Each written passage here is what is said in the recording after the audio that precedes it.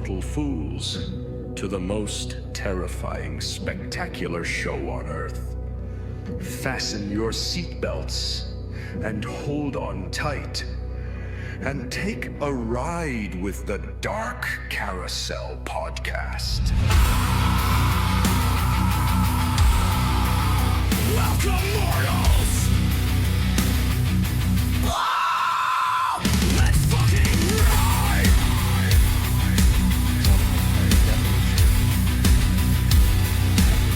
On the DCP!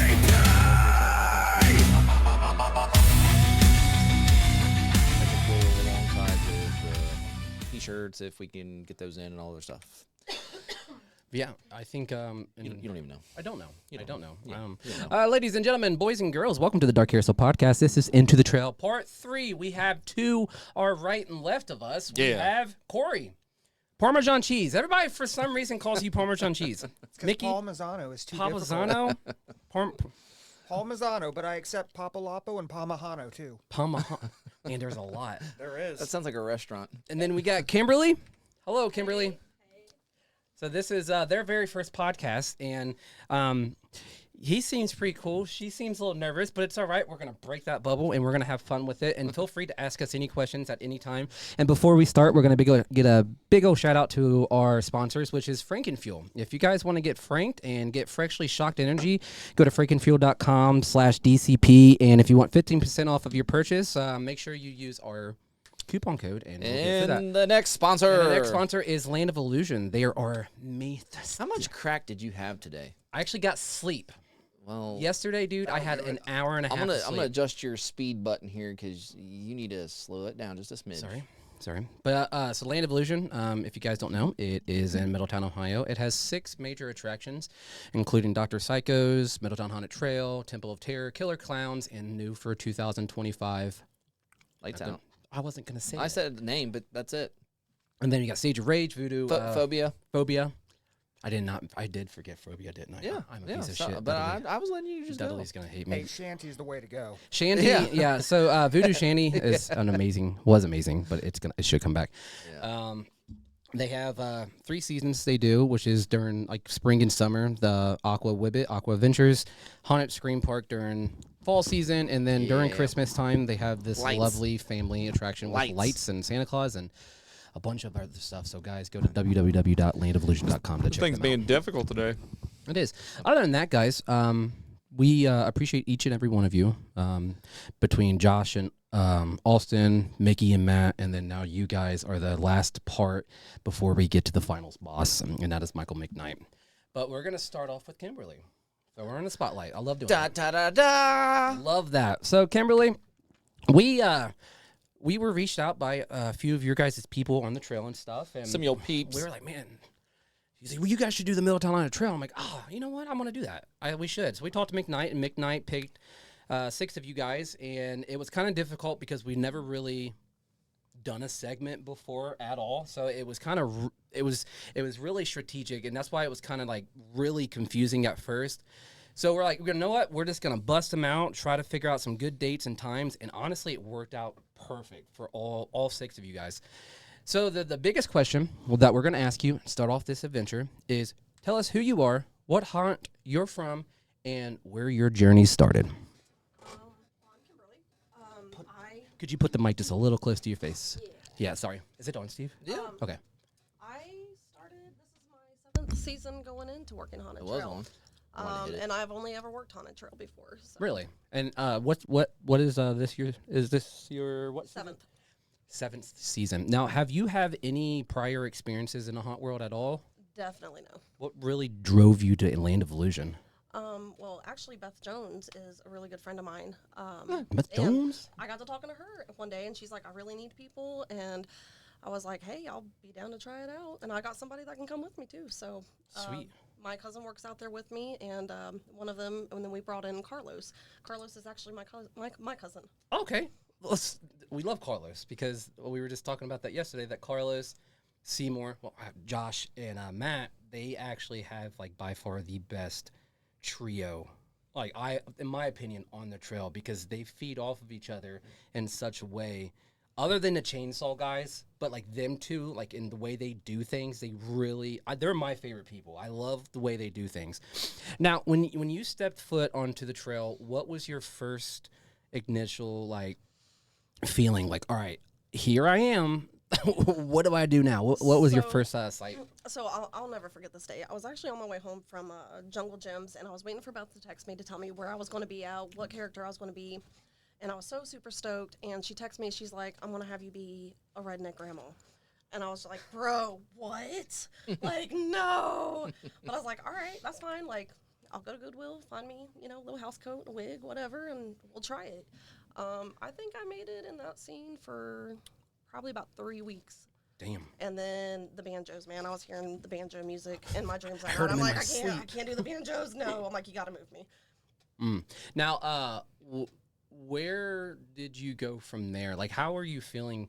Like, were you nervous stepping foot into this haunt world? Because, like, stepping into haunt world itself is, like, it's a really, you have, once you get past that wall of the initial, like, I'm about to go out here and make myself either look stupid or scary. Like, what was your initial feeling when you really stepped into that green light for the first time? Definitely nervous. I did a drama club when I was in high school, and I really loved it. I love being able to act, the theatrics behind it. Cool. I still, to this day, get nerves on the first night or even during our photo shoot we did the other day, and I'm like, why am I doing this? Like, why am I like this? I don't know what to say. It is nerve-wracking. Yeah, that one over there is like, you got to do lines. I'm like, I ain't doing lines. I ain't talking. Well, it's like you get this initial like embarrassment in a way. It's like, okay, I know these people. I know how they know how I act, but I don't know what I'm doing. And it's like, I know exactly what that feeling is because, like, again, I've been doing this. This is my 20th season. And not at land, but just in general of haunting. Dude, I'm sweating from playing guitar, dude. I am pouring sweat. It's so scary to just completely flip the switch for the first time of the year, and you're like, okay, I've done this before, but how do you do it? I have so much respect for the people that can flip their character on and off like nothing, and I still struggle with that. So for me, it's opening night, you know, the lights are on, the fog machines are going, and that's literally right before the trail opens. Yeah. That's when my character, she comes out. Cool. And we'll get to your character here in a bit. We're going to switch over to Cory. Cory, how are you doing, buddy? I'm doing Just pretty seen good. you Saturday, and I seen Kimberly Saturday too. And, dude, that was an exhausting night. It was fun. It was fun. It was exciting, and I was worn the fuck out. And I think that we got some pretty good footage. I was kind of nervous on doing a lot because it was our first big step in what we're doing, but we definitely captured some fun moments. And I almost died. You did. I saw it firsthand. Yeah, that was fun. Now the question we're gonna ask you, same thing as Kimberly. How did this journey start, and what brought you into this haunt world? So you know Michael Cook. Michael Cook. Michael Cook was my neighbor, and he brought me in back in 2013. Oh, okay. And I was the last actor on the Haunted Trail. And I was there for about a year and a half, and then moved up to management, Zone 3. Damn, that quick? Damn. So you showed improvement. That's awesome. And then 2 years in zone management, switched over to start doing maintenance with Hatmaker, if you remember him. Miss him, Mark. God, I love Hatmaker so much. He's a great guy. Yes. And now I'm rolling with McKnight and Courtney, Shebro. Shout out to Shebro. I don't know where the camera is. Shout out Shebro. Who's she, bro? Courtney. Courtney, That's her character name? no, that's just what I call her. That's why why do you call her that? Because she's my sister. That's my Shebro. Shebro. I thought like a Shebro, like that was like a Latin name or something. I'm like, oh, Shebro. That's your Shebro. That's your rotator chip. That is your person. That's your okay, cool. All right. So I was like, what the fuck? You had him lost. Well, I just like dude, don't listen to me. So like when you stepped foot into Land of Illusion for the first time, have you worked at any haunted houses prior to that? Never. So you just hopped in. Damn, My dude. first night was so bad. It was off. I was in an apron that was longer than I am tall. If you know which apron I'm talking about, maybe. Yeah. And my very first pop scare, I popped out. I felt so good. And then I said bacon. Bacon. They looked at me like I was a goddamn moron. Like look at this dude. Next day, I showed up in full costume with a brand new character and was like, all right, now we're ready to rock. Okay. No, Can I get a mulligan?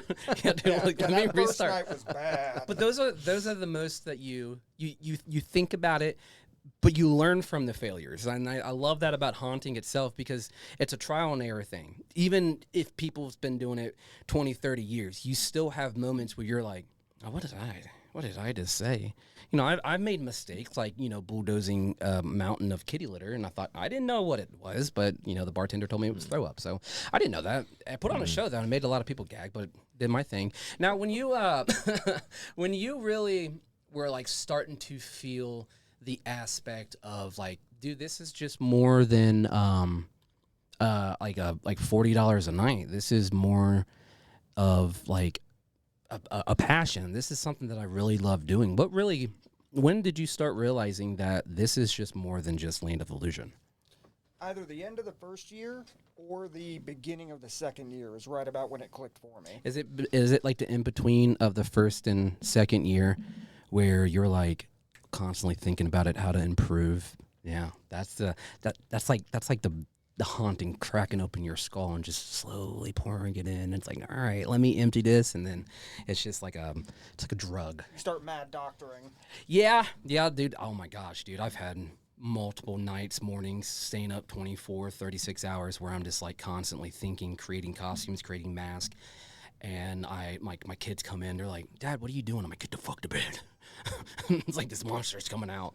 I'm the monster. No, that's pretty cool, dude. So like when you really like started to dive deep into your character, Jack Carver, which I've known for ever, all 11 years I've been at Land of Illusion.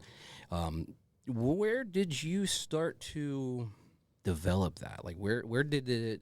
Because I noticed, like, way back when I was going back on some pictures, and I forget whose pictures it was. I think it was Land of Illusions or Jeff Miller's, one of the two. Good old Jeff. Good old Jeff. Love Jeff. Shout out to Jeff. Shout out to Jeff. Your character, it didn't necessarily stay the same, but it improved over time, which the X's, and that is the Small little subtle things. small little subtle things. The weapons started to get a little bit more, Arsenally. yeah. Yeah. So like, where did you come up with Jack Carver? So my favorite horror character, unquestioningly, is Jack the Ripper. But I kind of learned something really quick when I was trying to be a Jack the Ripper-like character, because that's where Jack Carver comes from, the connection there. I'm not mysterious. I'm not quiet. I'm not subtle. I'm loud. I'm brash. I want to threaten somebody. I want to carve that face off, wear it while I commit tax fraud type of stuff. So one of my favorite roles ever is Daniel Day-Lewis as William Cutting in Gangs of New York, Bill the Butcher. Okay. Now those lines, that attitude, that threatening aura, that was more my acting style. So I kind of took that Jack the Ripper aesthetic and then that William Butcher aesthetic and forced them together, and then there's just a dash of me in there rattling about. So you really dove deep into this psychologically, like you were just like, all right, so this is where this starts. So do you use your character in your daily life, or do you just like, not like, I'm not saying you're murdering people, but I'm just saying, I mean, I don't know what you're doing on the side, but you might. But I'm just saying in general, like when you're diving deep into your character, are you just like, all right, here we go, and then lights on, like she was saying? Oh no, instantaneous. I can just go with the word go. But in a lot of ways, my character is kind of just a mood. It's less of me actually like getting into this different headspace, and it's more just my headspace under a different circumstances. Like if I play pretend and this was my origin story, same headspace, same person, just different circumstances. Just depending on what mood you're in. Yeah. That's kind of scary. It's like some bipolar shit. Now, what Hey, about? if you've ever gotten cut off in traffic, tell me your character don't come out. I say a lot of bad words. Same. Yeah, dude. If I get out the car, dude, I'm going to prison. What about you, Kimberly? I'm the exact same way. So, like with your character developed throughout the years and stuff, and I noticed like you're improving each and every year. Like, was this a new character that you brought out this year, or is this more just like a trial and error thing for you? So I do struggle with like my backstories, because again I'm more costume and props and anything creative like that. It's just the backstories I really struggle with. But I was going for a whole different character last year, like a warrior type. I don't even know. Which was badass, by the way. And then Jess suggested to me, literally about a week before we opened. You should be. Could you push that mic just a little bit closer to you? Sorry. No, it's okay. You're not doing anything wrong. She had suggested that I do a vampire. She's like, we don't have a vampire on the trail or even in the park. And I was like, I can fuck with being a vampire. That would be pretty cool. So I threw a whole new costume, everything together in like 3 days. Cool. Now, do you have a name? Veronica, actually. Veronica. That's a very vampire name. Cory actually gave me my name. Hell yeah, Cory. Look at this creative ass mind over here. That's what's cool about like with this haunting thing. When it comes to characteristics of building this like masterpiece in your own way, because somebody else will be like, dude, that's stupid. It doesn't matter if you think it's stupid. I love it. You gotta have fun with it. Gotta have fun with it. So when you were brought to the torch scene, what were you thinking? Were you intimidated that you're about to get a flamethrower? No, I was very excited because at the beginning of that season, which I think it was like 2021 maybe, I was in Graveyard and I was terrified because I'm like, what am I supposed to do in here? I didn't know which direction I was going to go in, and we had the person originally doing Torch had left, and I'm like, throw me in, boss, like I got it. I'll go play with fire. I can be responsible sometimes. I think that year I ended up going through like 2 or 3 torches because I kept breaking them. Good. And I would like swing it around, swirl it, whatever, and I kept breaking them. Have you ever had a moment where, something caught on fire? No, not maybe some like weeds or something, but other than that, no. I do remember Lucas, my manager, he kept on telling me, he's like, you gotta push back, don't get so close. I'm like, fuck you, Lucas. Like, I'm gonna burn this bitch down. Like, Now, what is probably the most memorable moment that you've had are you still doing a torch? only if they need me to. Okay. I do love my torch. Yeah. I had a lot of fun with it, but for doing it for 3 years straight, I kind of felt like I was on a leash. Okay. And then I finally asked, I'm like, hey, y'all let me roam? Like, let me try it out. If you don't like it, put me somewhere else. So what are you most excited for to release yourself a little bit as being this new character, Veronica? Are you going to be like more in the shadows and approaching out of the darkness as like a stalker? Or are you just going to be like, hello, my name is Veronica, and I'm here to murder you? No, I do. With being on Cory's team now, I do get to roam the whole trail, and I do a little bit of the Q line, which I really kind of enjoyed. I like being a smartass to people. Me too. You know, all that pinup rage I have from the week, I get to go out there and let it all out. Yeah. And it's a blast. Absolutely, and it makes you more universal as a haunt actor itself. You know, as a roamer aspect, before I was even a roamer, I was always a clown. And when I became a roamer for the first time in 2020, I didn't know how not to be a clown. And it took me forever to get out of the clown aspect, because it's like, you know, I'm getting opportunities to be whatever I want. And, you know, I was a clown for a while, and I was like, man, I don't know how I'm going to do this. Well, then I came up with this character named Mortis. And Mortis is more of like a silent stalker character that looks like he's nice and cute and bloody and stuff, but in reality, he just wants to see what your insides look like. And I think where I got in that mind state was walking through the trail and just not talking, doing my thing, having a lot of body language. That was by far the most fun I've had when I finally, because I had the mask for a while, and I didn't really know how to go upon bringing this character out. So I was like, all right, you know, he's a silent character.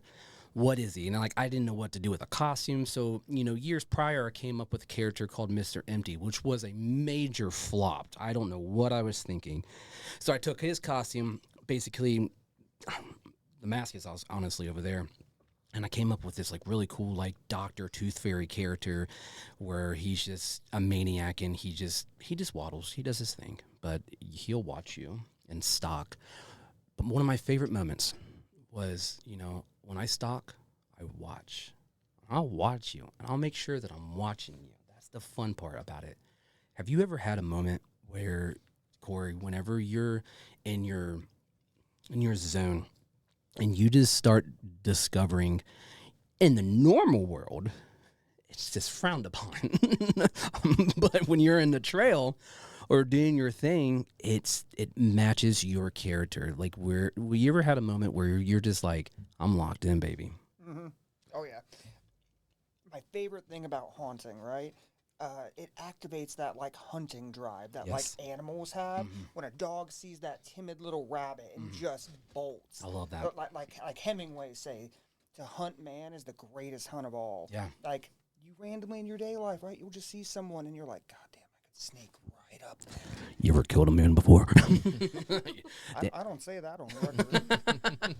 You ain't gonna catch me on that. I'm not gonna say shit. And I think that's like the most fun part about it. Now, Kimberly, are you ready to release this beast this year? Oh yeah, definitely. Yeah, I'm really excited to see how you do it, because again, I like walking through the trail, not only to like just see you guys and like to see the makeup that I did, whatever, but I love watching new people or new actors come out and to see how it performs throughout this season. And like I was telling Matt this yesterday. I was like, I'm a big person on watching how people do repeat, you know, when they repeat their lines and stuff. When it comes to your lines this year, Kimberly, or maybe in years prior, do you have like a favorite line that you love using? Definitely with the kids. As a vampire, I like telling them that I'm gonna like shove a straw in their carotid and drink them like a Capri Sun. That's one of my favorite ones. But I have kids, so Okay. I test things out on my 14-year-old. I thought you were going to be like, yeah, just, you know, give him some candy. It's like, no, I'm going to fucking suck you out. Yeah. Oh, I shouldn't say that. Oh, my God. Oh, my God. No, we don't do that. Oh, shit. I'm going to suck your blood like a Capri Sun. Yeah. I should have started off with that. Yeah. Now, You know what Snags is doing around here? no, I'm not. No, I'm not. Do you need me to get the puppet? No, don't. There's a puppet? Yeah. We don't talk about the puppet. He Yeah. stays in the. Is he over with the llama? Yeah. Fuck that llama, dude. They're in the same Yeah, that category. llama had me dying. Yeah. That's a scary. The dude, I'm telling you, him and that puppet and that llama, they're in the same category. Dude, that llama was by far the scariest thing that's ever happened to me in my life. But we won't even get. I'm not going to get back into that. How do you guys like? For instance, Cory, when you're bouncing from scene to scene and you're checking on your people and you're really good at noticing people and saying like, hey, like, do you need anything? 'Cause you've always been that really good support person to, like, hey, like, you got anything? Like, you helped us out on Saturday, which I highly appreciate. We don't have to ask you. You just do it because you have a kind heart and you always have so much like motivation that you give out to people. What really inspires you to really push yourself to help others? So when I first started, I had my moments where I struggled really badly. We had Andy Rad, as you know, and that's a whole chest of stuff. Yes. But like we had brought up Hatmaker, he was just that random chaotic force of goodness. You were having a bad night, he would show up with some sagely old man advice or just what you needed to hear. Yeah. So when he left, I kind of find myself in these moments where I'm like, yeah, somebody's got to be a Hatmaker, right? Yeah. And I'm wearing a giant top hat. It makes sense. Yes. So just help out where you can. If you see somebody struggling, offer to help them. And also, I love scaring people. So whenever I'm walking through, I see somebody, doing a little dance. I'm like, hey, you got to go use the restroom? I got you, man. Go ahead. Yeah. Because I'm about to steal your spot and give me a dozen pop scares. No, I love Give me that. an excuse to actually act instead of manage. I'll take it. Yeah, let's fucking just do this, man. Now, what is your favorite part of being... You're technically a roamer in a way. Roamer, manager. Yeah. I'm a little bit of everything, man. Jack of all trades. Jack of all trades. Jack Carver. Yes, sir. I love that.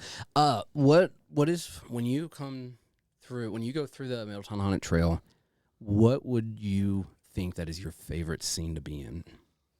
So I love big open spaces, preferably low audio. That way I can really do some crowd work. I can throw in some lines, start with a starter, and then branch off to improv. Mm-hmm. I'd say last year, right? My two favorite scenes would have been Railway, where the Chainsaw Boys were. If you can get in between when they're massacring, you can get some really good interactions. Really?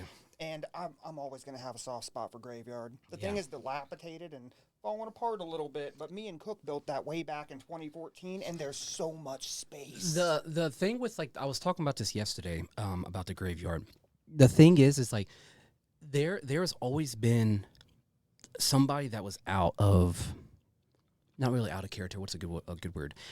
something seemed off about it. Something really seemed just off. The people out in there, like I don't even remember you being in there when I was doing my thing like a long time ago, but the people that were thrown in there, it just didn't really make the scene. It didn't really make sense. They're like the zombies and like the ghost bride or something. I was like, man, something's off. We've had a lot of newbies start in Graveyard. Whenever they start in Zone 3, it's been an area that's had a lot of people come and go. That open space, those tight corners, it gives them a good opportunity. Like, hey, you can work some pop scares here. You have a little bit of room. We try to give them that rope to foster them to grow, but sometimes they hang themselves with it. Yeah, and it's tough because it is a dark area, and I've noticed throughout the years that, excuse me, it is a little old and it's starting to get like wear and tear and stuff. But the 3 guys that were in there, now Carlos is at the end of the haunt. So now you got the 2 guys, which is Matt and Josh. They have something. Oh, agreed. Dude, they have such a cool little story with the cemetery itself. And like even when Carlos was in there, dude, they when they did the soul tossing, I tell this to anybody. That was the most brilliant thing I've ever seen. Because I remember, I don't know who, I think I was walking through right before I went to work on 3rd shift. And I was just doing my casual thing. And I don't know who approached me. And I don't know if it was Josh or Carlos. But they start snatching my soul. And they start tossing it back and forth. And I'm like, oh my God. Dude, this is wild. And I'm like, holy shit, dude. When it comes to like you two, we'll ask Kimberly this. Have you ever had a moment with another actor where you really discovered a nice little duo? Well, when I was playing Torch, I was mostly by myself. I did have Gibby in there for a time. But I would always carpool with my cousins, and not necessarily on trail, but we would always talk about different things that we could do. I did duo with my cousin once when we were in Witches, so we did have those close moments. It brings us together closer as a family and as haunters together. And I think that's really cool, especially with like the family aspect. I've had like my brother, you know Bobby. I miss Bobby. I miss Bobby too. I played Fallout with Bobby a couple weeks ago. Really? Yeah, he's doing great, and I'm happy for him. Like it's like when you work. I only worked with my brother at Land of Illusion, probably only twice when I acted with him, and it was one of the nights that I had where I bonded with him as a haunter was when I forget who it was. I think it was Bree and Devin. They gave us the opportunity of both of us running the chainsaws in the chain maze, and that was such a memorable night. Now, have you ever had a moment with anybody out at Land where you really just stuck with them for quite a bit? Like another actor? Yeah. 2. I don't think you'd remember. My original partner way back in my acting days was a gentleman named Gabe McDade. Me and him had quite a duo. That's a name. Yeah, it is. But yeah, we had quite a duo where it kind of helped craft my acting style. Mm-hmm. I would try to pull as much attention as I humanly could, and then that old slaughterhouse just had like 4 shadow rooms on the side. He would wear black pants, black shirt, black face, put demon markings all over him in red, and then would just come in and out of those shadow rooms trying to pop scare as many as he could while I'm trying to pull their attention so they don't see him coming. So you were more of a distraction. Mm-hmm. That's cool. I love that. And then nowadays it's me and Mark Leland. You know Mark. Yep, I definitely do. You guys really have like a really good scare tactic technique, which is it's in your face, but it's not in your face. But it's like, I'm scared. There's a warning with every label with how you guys perform your nights and stuff, and it comes with everybody up on the trail. And each scene, you literally you walk in and it's like, what is next? And I think the flow of how everything is, because you have some scenes that are just like, all right, I'm calm a little bit, but then you're introduced with 5 or 6 chainsaws, and then you calm down with Seymour and Matt, and it's like, whoa, dude. And so it's like with the trail, dude, it's up, down, up, and it keeps inclining. inclining, and then when the chainsaws come, you're fucking skyrocketing, and then all of a sudden you're coming down calm, and then it's right back. It's a roller coaster. If you keep it high that whole time, the scares start to get a little flat. You got to have those peaks and valleys. You have to, and especially how long the trail is alone. Yeah, you gotta pace yourself, and especially walking up that hill from the bunker. I don't like walking. I go in the bunker. I'll go up that hill. And I'll look up, and I'm like, nah. And I'll just cut through, and I'll just go up the steps, go around, and I'll come out the other side. I can't do that at all. Now, Kimberly, when it comes to, like, your haunting techniques, what is one of your favorite things that you love doing? I do like the pop scare. I do like to hide in the shadows. One of my favorite things to do in Frontline is hide behind a barrel, and I'll just stare at somebody, because can you kind of tell when somebody's, like, staring at you? And I'll do that until they, like, start to notice, and other people will start to catch on and notice around, and then, like, or I'll be, like, right there next to them. Yeah. Completely oblivious. I love that. See, and that's the cool thing about, like, with pop scares is you never know what you're going to get. You never know what you're going to get at all. And it's by far, like, the most fun part about scare acting itself. The pop scares are fun, all right? But when you can scare somebody without even doing anything, those are even more fun. I love that aspect. Ones. Yes, those are so fun. What about you, Cord? Do you have any scare techniques that you love doing? Well, my original scene, I had just the best setup with a body bag, and I would collapse myself behind it. That way you couldn't see me coming. But I'm right out there in the open. You walk in, and you're looking at the shadow rooms. That's not where I'm going to come from. Well, this is where he's going to come. And then nothing. Boom! There he is. I love that. Anymore, though, I'd say everything feels so in the moment. It's very seldom I'm actually camping up in a scene and then preparing for the customers to go. I'm almost walking against the crowd, trying to get to some portion of the trail. That's one reason why I started using that taser. That way I can just be walking, not pay attention, and cattle prod somebody. You're like, I gotta go. I got a chainsaw on fire somewhere, but I'm gonna get you. Get your ass over here, boy. Yeah. Just fucking put him in line a little bit.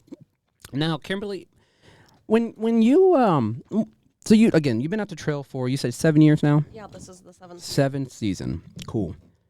What's one of the hardest moments you've ever had there? Oh, I've had several. Every year I catch myself at least one time, at least one night, like, why am I here? Why am I doing this? And then it's like, oh, yeah, this is why. When I was on Torch, which I heard you talking about it a couple days ago with having a crutch. When I was on Torch all the time, that was a major crutch for me. So if there was any problems, if the propane went out, if I couldn't get it started, I would internally start freaking out. Like, oh my gosh, what am I going to do? What am I going to say? How am I going to be loud enough over the music? And this actually got me Best Actor one night.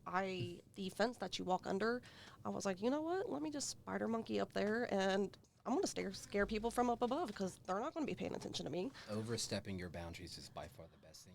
That was a great night. Yeah, the best thing that you can do as a hunter is if you step out of line, it's okay to step out of line, because I think that's what makes a true hunter. Because if you stick on a solid path the whole time, you're going to be recognized, but you're also going to be recognized as like, oh, I already know what she's going to do. But if you really just, you know what, I'm going to fuck with them. So when you spider monkeyed up that, little chain link fence, what was your first initial thoughts on how you were approaching these people without your torch? I would stand very, very still, and like I could see them coming from Crusher area, and I would just stand very still, like I was a statue, and a lot of people couldn't tell if I was real or not. And then I would just real quickly, like, just kneel down or say something to them. So you were on top of it. Oh yeah. So what if you like accidentally mankind through the cage like Undertaker from WWF back in the day? Just fucking fall through. I was warned about that. And I was like, yeah, I'm up here, but I'm good. Like I'm pretty steady on my feet. So I used to dance, used to do cheers. So I'm used to being at different heights and kind of keeping my balance. Just don't pull Frankie. Do you remember Frankie? Vaguely. When he broke his neck in the chain maze? No, I don't. When he was walking on top of the chain maze? You remember that? What year was it? Dude, 17. It was this little Mexican kid. I forget what his name was Frankie, and I used to call him Frankie. But I told him I think it was my first time being a roamer at Land of Illusion, and roamer inside the clown house. and he was on, and you guys know how big the chain link fences are. Yeah. But he was walking across it on top when we had that big clown at that one point, and he'd walk across it. Well, one Sunday fun day, we had a bunch of trail actors in the clown house and stuff, and I told Frankie, I said, one, it's wet outside, and two, your souls are talking. Don't get up there. Well, he got up there, and Michael Montgomery came to me when I was in the silo and said, dude, Frankie fell.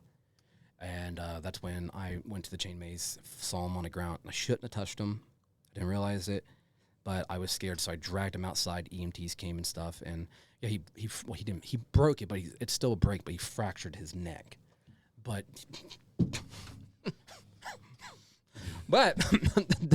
don't do that. But when it comes to injuries, Kimberly, have you ever had an injury before where it was just unforgettable? I prided myself for 3 years of working torch and never burning myself. Good. And it wasn't until I believe OVH was coming through and they asked me to go back in there, and I had a dragon staff, like a baton that you could light on fire.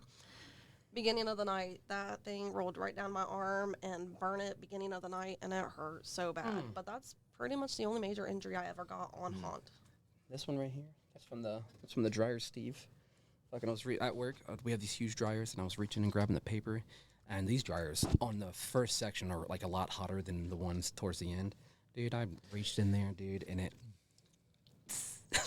No, I got nice. I know you got some fun little injuries and stuff. What about you, Corey? You ever had a memorable injury moment? Nothing that stands out too dramatically. It's just been a lot of small stuff. Customer right hooks, customer knees, randomly catching your finger when you go to use a slam prop. Just a whole bunch of those. So no knockout moments or anything. It wasn't at land, but out of a Land of Illusion Rollerblades? skating party, I shattered my ankle into a bazillion little freaking pieces. Got 14 screws, 2 metal plates. How'd you do that? So it's basically like playing tag. And then whenever you go to tag someone in skates, do you know what they do? Well, they don't want to be tagged, so they fall to the ground. Now, if I'm chasing someone, we go 5 laps. We're going like 15 miles an hour, and you do that, there's 2 things that can happen. I can either take my skate blade to your face, or I can jump over you. Yeah. So I jumped over them, and then the wall said hello. So I made a play, me over them. That's just when I was during school, like 7th grade. I was playing football, and that's how I snapped my my wrist, my radius, my bone popped out. But I was playing tackle football, which we weren't allowed, and I knew this. It was like 9, 10 o'clock in the morning. We were playing football in the field at school, and this bigger kid, I was really small back then, and he was running the football, and I tripped. He was in front of me, and when I tripped, I fell down, and I threw my hand up to catch him.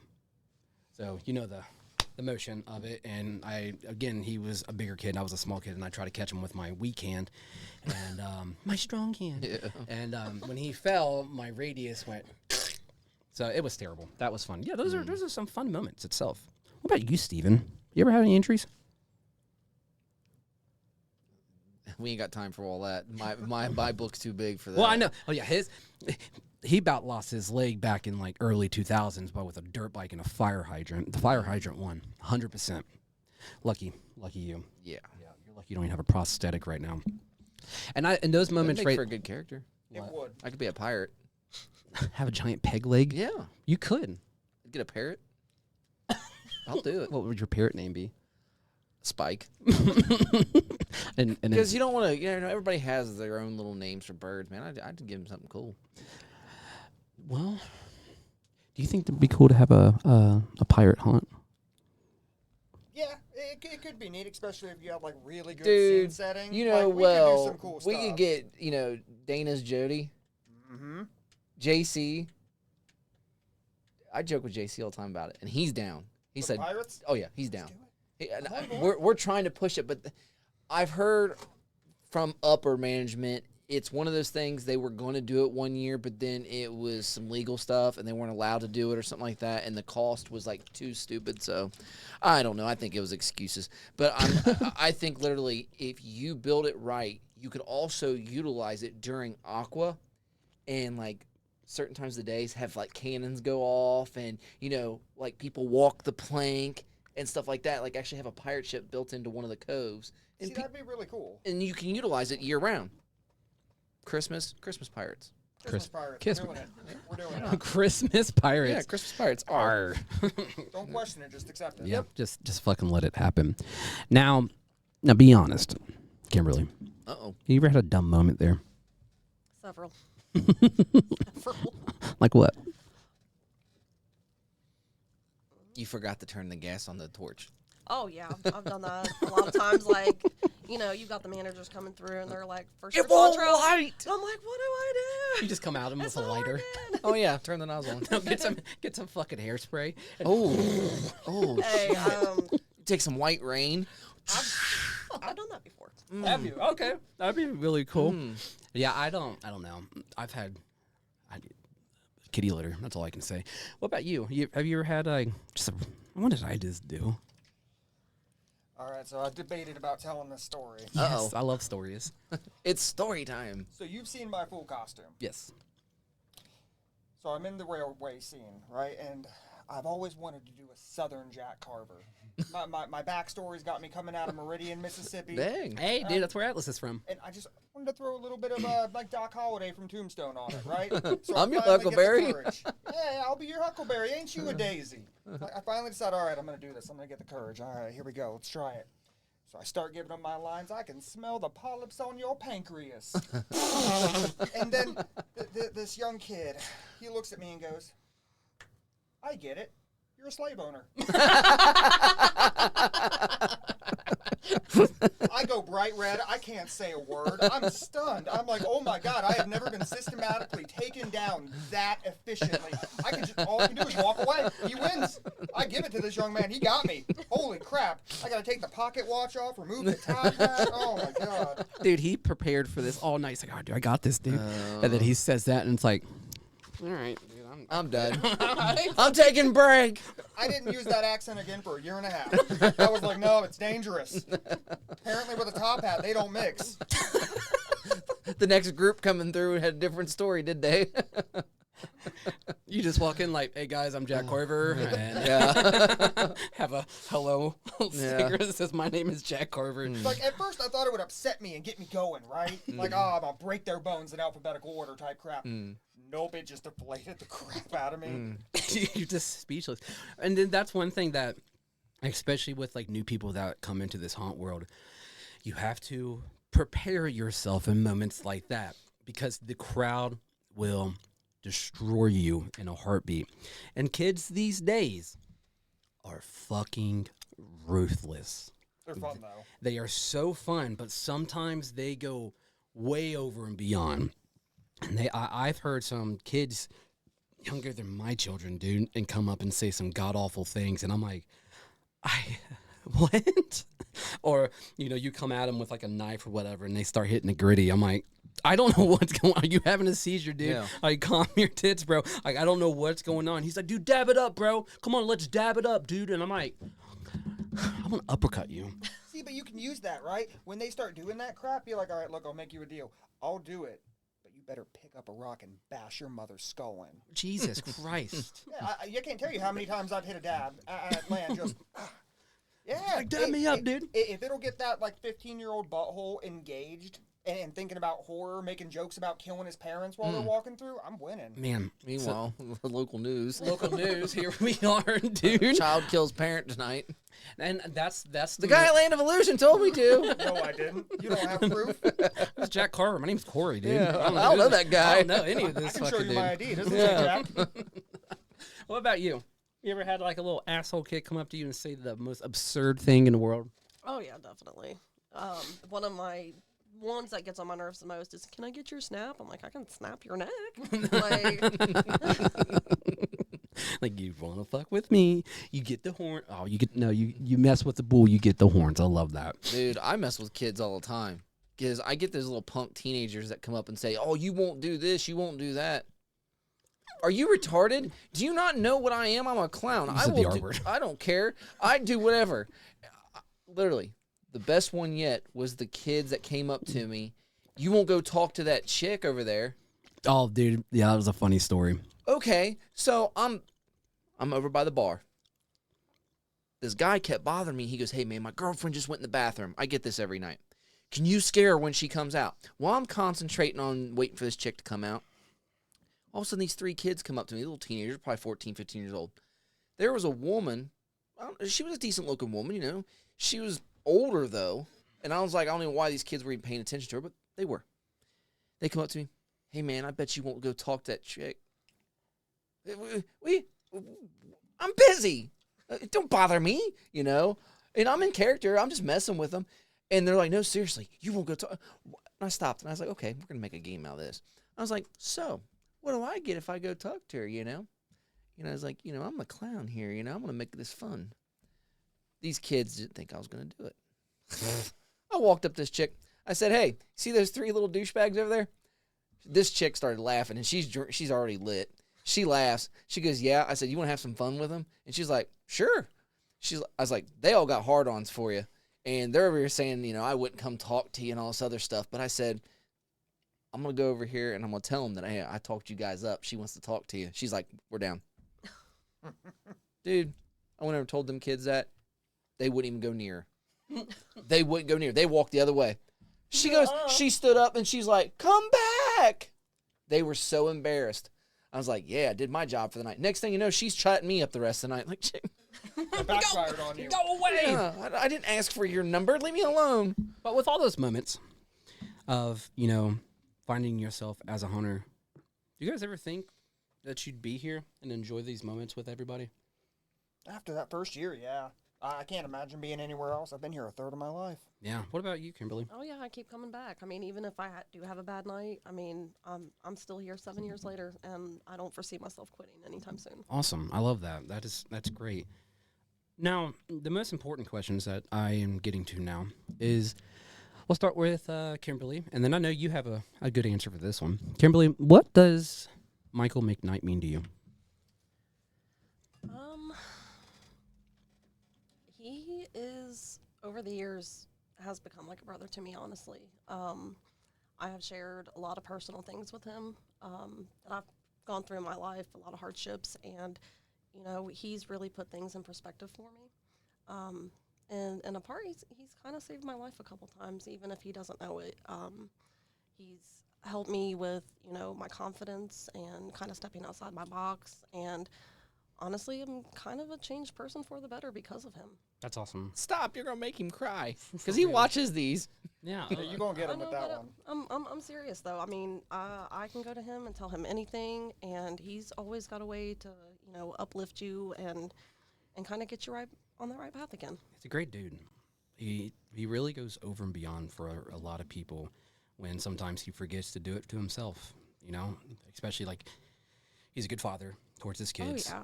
And, you know, you guys are his kids because he watches you guys grow. He's got 60 kids. He's got like 60 kids, dude. Child support's real. No, but like he really goes over and beyond for each and every one of you. And the team that he has developed throughout the years, it's an eyesore. How about you let everybody else talk? I am. I'm saying my piece. I'm saying my We piece. hear your piece every day. I know. It's the guest's turn to talk. Listen, I Dude, I'm about to switch the buttons. don't touch buttons. Corey, what does Michael McKnight mean to you, dude? That dude's my brother in arms. I remember way back in the day playing RuneScape with him at the library back in grade school. And then I started at Land. He started a year or two right after me. And, I mean, honestly, since then, we've just kind of been rolling. Each year, we just get a little bit better, a little bit quicker at what we do, a little bit more tactical. Like, it's awesome. Yeah. Plus, we both kind of got this cool thing where, I mean, he saw my daughter grow up because I've been bringing Bella out to Land since she was yay tall. Yeah. I've watched all his kids grow up. Heck, Yeah. I've acted with Brody, I think, more than I've acted with McKnight. Yeah. Yeah. Like- And then just the improvements of how his, like, just in general, man, like, it really shows on everybody at the trail, dude. And he builds a trust with everybody. I don't know why I'm pouring it like that. Well, again, I think, you know, that was an open container when you brought that into the studio, so I'm want to know what that's actually in there. Water? I had coffee. It was open container before he brought it into the studio, folks. And it was coffee. It was not sealed water. It was coffee. I'm not talking about the coffee. I'm talking about that was in that bottle. It was water. It wasn't vodka or tequila or anything smell clear. it. That's why he's been chewing gum. I'm chewing gum. Shut up, Steven. You're on a roll with this one. Yep. Kind of sus. Now, another question I want to ask. What does Brett Oakley mean to you guys? And have you ever had a moment with Brett Oakley? And you know what type of moment I'm asking. I've had multiple moments with Brett Oakley. He's kind of like that crazy haunt godfather. Like, you're not going to find anybody crazier than him, but boy, howdy, does he know what he's doing, and he knows how he wants it. But, man, he sure is a wild person, ain't he? Mm-hmm. Like, that's a character right there. Yeah. Like, he's kind of intimidating in a way. He has his moments. He has his moments. Have you had a pop-off with him yet? Yeah.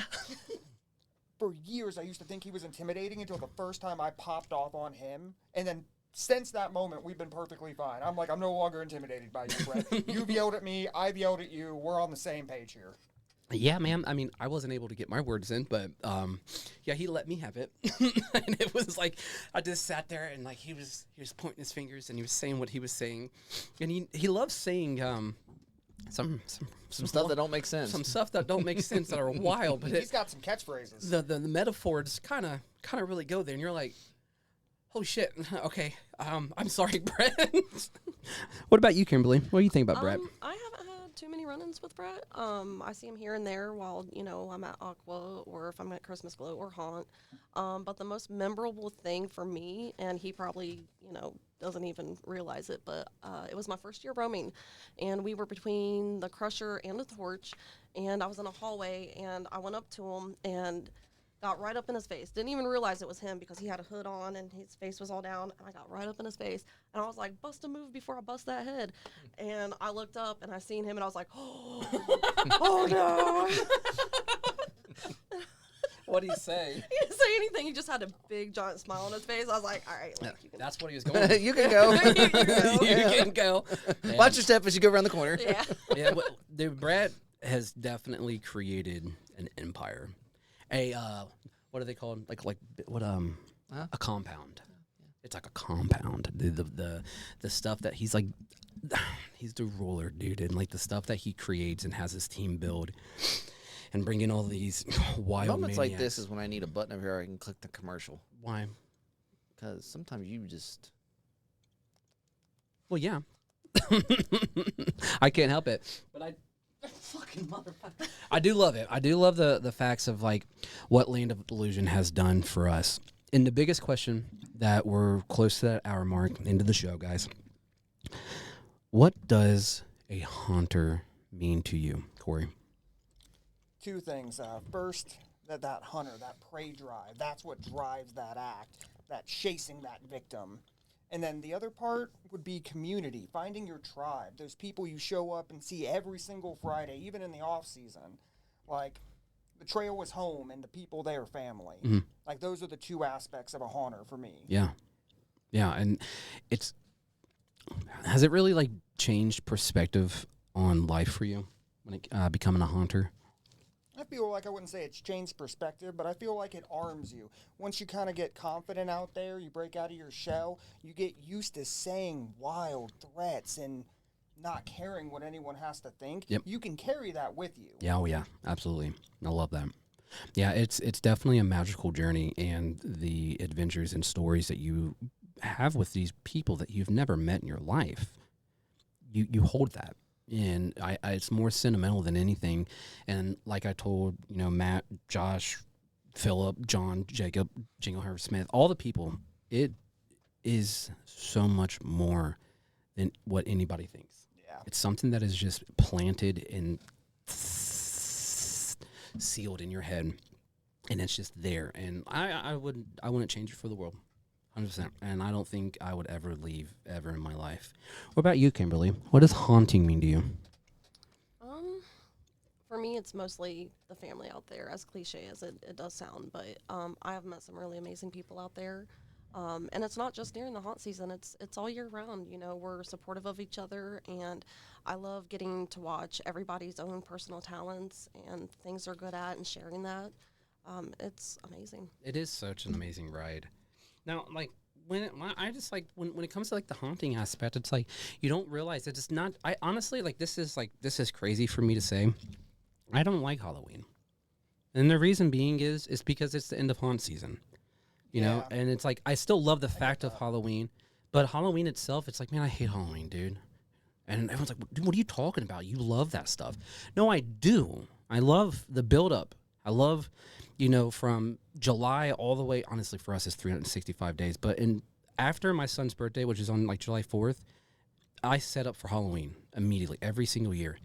And just that initial, like, all right, well, dude, the buildup's amazing. Here we are. We're at the peak. We're doing our thing. And then, we're like 2 weeks out from the end of the season. You're like, fuck, man, here comes the haunt blues. I hate the haunt blues. Those are like the worst. It makes winter rough.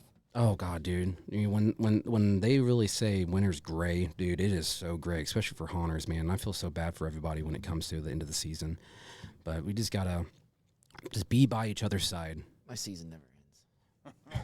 Shit. My season goes 24/7. It does 24/7, but there are also some moments where we're just like, fuck, man. This carousel never stops spinning. It never does. Gotta keep the hype up. It's I don't want it to ever end. I don't want it to ever end. And we'll build you a circus tent out back and charge people a nickel to come by. there you go. see some random crackhead on the street. Hey, dude, you want to come through a haunt? Dude, it's January. You want to come on? Come on, bud. When's the last time you went to a January haunt? Yeah. Yeah. It's a new experience. Yep. We're starting something new. I don't know. I would do it, but it's so hard sometimes. It's like when you take that little holiday We'll break. go back to the tent days, man. We'll start fucking doing the tent shit. Oh, dude, Midnight Mayhem. Yeah, Midnight Mayhem. That was some funny shit. Now, I don't know. Like, I really do appreciate you guys and really McKnight for really setting this up. And, with me, honestly, growing with the six of you guys and, like, really talking to you guys, I think that's the most important thing about, like, just bonding with everybody and getting to know people. It was like yesterday with Matt. I've known of Matt, and I've talked to Matt before, but I've never really, like, now we're not strangers. now we're not. Yeah, exactly. We're not strangers. But now it's like, okay. Now I don't have to walk to the parking lot like, who the fuck are all these people staring at me? Yeah, now it's like, dude, they know who we are. I know who they are. I know your little backstory and stuff, and it builds something. It brings friendship. But you know what though? Now that you start to know everybody though, when you're walking through the parking lot, now you got to feel like Mr. Rogers. hey, Hi. just waving at everybody. But it's such a fun little experience, and I honestly didn't think these segments would work out the way they would work out, but I'm happy we jumped on board with it, and we didn't know how we would do it, and I'm really excited to really dive deep into McKnight's brain. Now, are there any questions you guys want me to ask McKnight? I would have loved that question like 2 hours ago. That. Once you think about this, send it to once him. you think about it, send it to me, and I'll put it in the questions, and I'll say, well, this one's from Cory. Yeah. There we go. Yeah. Yeah. This is from Fan Corner. Do you have any comments? What about you? Oh, I don't have any, no. No. Nothing. Okay. You give me time, I'm gonna think of something. No, think of something. There's a couple All right. already that I'm like, We haven't really scheduled it yet, but once time is there, we'll bust it out. Yep. But do you? Okay, no, I got one. Okay. You can ask him whenever he's doing his zombie businessman act, right? Because we're all getting a massive parade and just go reverse through the whole trail. Him, Courtney, me, Mark, Kim. He always plays this businessman character. I love it. It's a fun one, right? But he's got a quota. There's bodies. We got to get more limbs. We're short on hands. What is the goddamn quota? 'Cause I've been carving them up for fucking years, but I still haven't hit this quota. Get me that quota number. I need that. That way I have fulfilled my destiny. I need the fucking quota so bad. Yeah. Oh shit. He keeps raising the bar on you, man. He does. I think he just keeps moving that Yeah. goalpost. That way I'm just Well, tracking. you didn't hit the quota quite this week, but maybe next week. And you've already hit the quota like years ago. Yep, there you go. Now, do you guys have any questions for us before we shoot the show down? No, but I want to say thank you guys for Yeah, having thank us. you, This has definitely. been a lot of fun. No, dude. Yeah, and we'll definitely do this again. And I love this, and I love hearing just more haunt stories. Kimberly, do you have anything? No, just like Cory said, thank you for the opportunity. Hopefully next time I won't be so nervous. No, it's okay. Everybody gets nervous, and it's just part of the journey. But other than that, Steve, you have anything? Nope. Okie dokie, guys. Guys, I appreciate you guys so much for tuning into this lovely little episode of part 3. Next one is Michael McKnight, so we're coming at you after you, motherfucker. Again, a big old shout out to Frankenfuel and Land of Illusion for supporting us and being by our side. Other than that, guys, this is Cory Parmesan Cheese, and we got Kimberly, the Fire Torch Veronica? Veronica? I wanted to make a cool slogan, but it didn't come out right. But other than that, guys, my name is Arthur, a.k.a. Snacks. That is Mr. Sweets, a.k.a. Mr. Steven. And this is the Dark Carousel podcast where the carousel never stops spinning. Deuces. This rock